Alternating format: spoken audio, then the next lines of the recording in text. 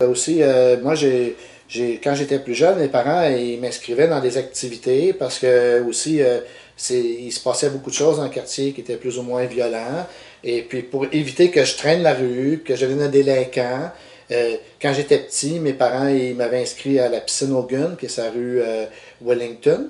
Aujourd'hui, c'est un condo. Il y a beaucoup de choses que probablement je vais dire qu'aujourd'hui, c'est un condo. Là. Je pense que c'est un secret pour personne. Et puis, c'est ça. Ben, moi, j'ai appris, malgré que j'allais à l'Aréna Saint-Charles quand c'était la baignade des jeunes ensemble, mes parents m'avaient quand même emmené à la piscine Hogan, peut-être pour m'emmener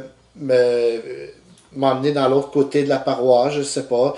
Puis aussi, il me faisait prendre l'autobus, j'avais peut-être 5 ans, 6 ans. J'allais faire du karaté à Côte-Saint-Paul.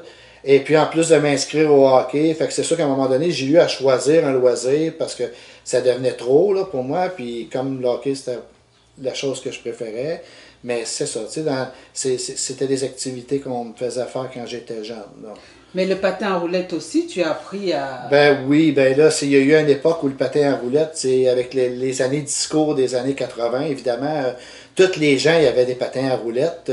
Ils se mettaient des pompons, il y avait des petites fourrures après leurs patins. Et puis, il y avait, je me souviens plus du nom, mais c'était à Berry de Montigny, aux stations de métro. Il y avait une grosse place avec de la musique. Puis, on allait à l'école en patin à roulettes. Il y a une époque où... D'ailleurs, en parlant de disco puis de patin à roulettes, à l'école Charlemagne, ils faisaient des rétro-shows, c'était à cette époque-là. Et puis, les jeunes qui allaient à Charlemagne, c'était important pour eux parce qu'ils formaient des troupes. Je me souviens d'un nom de troupe Charlène. Même j'avais une cousine, France, qui s'occupait d'une troupe avec les Ménards, étaient beaucoup connus.